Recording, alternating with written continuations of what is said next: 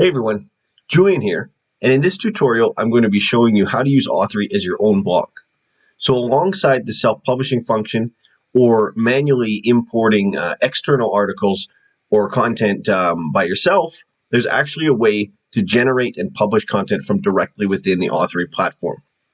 As for a couple reasons of why you might want to do this, as a writer, it's a great idea to have a personal blog because it keeps you motivated, reminds you of why you became a writer in the first place when you're generating content that's of personal interest to you. You know, it reminds you of that joy of creating and that joy of writing. Another great advantage is that it allows you to maintain your writing chops and keep your skills sharp for when you do have professional writing work.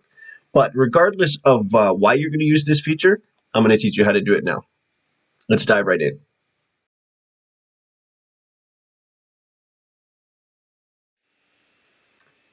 So first off, what we're going to do is from our content tab at the top here, we're just going to go down to the bottom left here and hit the add content button. This is going to open up this menu, and then second from the bottom, the option to write content. We're going to click that, and it's going to bring us to the editor. Now this is where we create the content that we want to publish from within the platform. I'll give you a quick overview of the interface before we start filling in some content here. So the date you can select, you can make that retroactive or future or whatever suits your needs. And then your default source is going to be your name on Authory. Of course, you can change that to an existing source, or you can also rename your default source at any time. I'll show you that later in the tutorial. And then, of course, we have our editor where we're actually going to put our content. So I'm just going to use an example here to show you each of the functions here. So that's the title, then our body text, something basic once again, but this feature wouldn't be so exciting if it was just a wall of text. So I'm going to draw your attention to the three buttons that appear on the left here when you don't have any body text typed.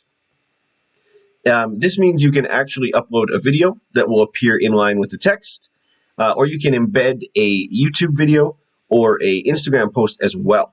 So let's take a look quickly at how that looks. Basically, if you hit on this image feature, it's going to open up your file directory. I have an image as an example saved already.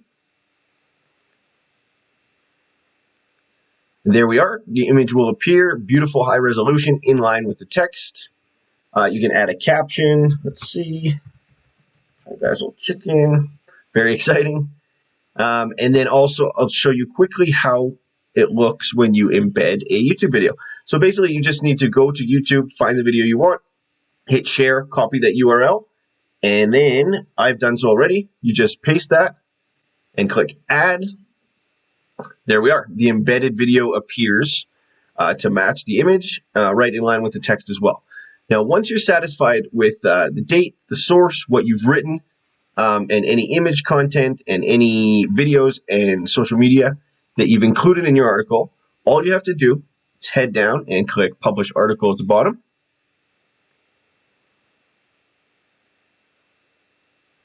And there we are. So the article that we just generated from within the platform will automatically appear in our content feed or in any collections that we've designated. We can also add that to a new collection as well.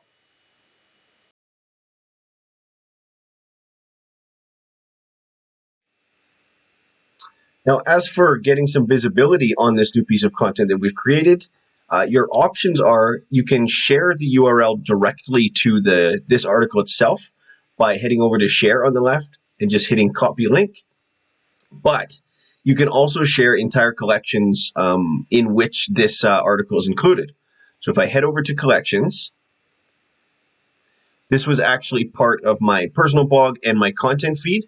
So if I just go over to personal blog, it's actually the same process. I'm just going to go over on the left, hit share, copy link. That's actually going to share this entire collection with all of my personal blogs that I've generated from within Authory in it.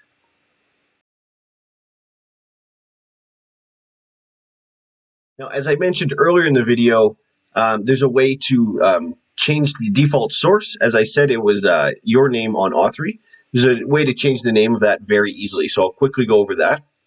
We'll go back over to content on the top here, and then we'll just head down to the Manage Sources button. Scroll down, and here we can see this was the source that was designated for those blogs that we created from within Authory. All I would do is click that to drop down, delete the existing, change that to whatever I wish, and then hit the Save Changes button. So I hope this was all helpful, and I'll see you in the next tutorial. Thanks a lot.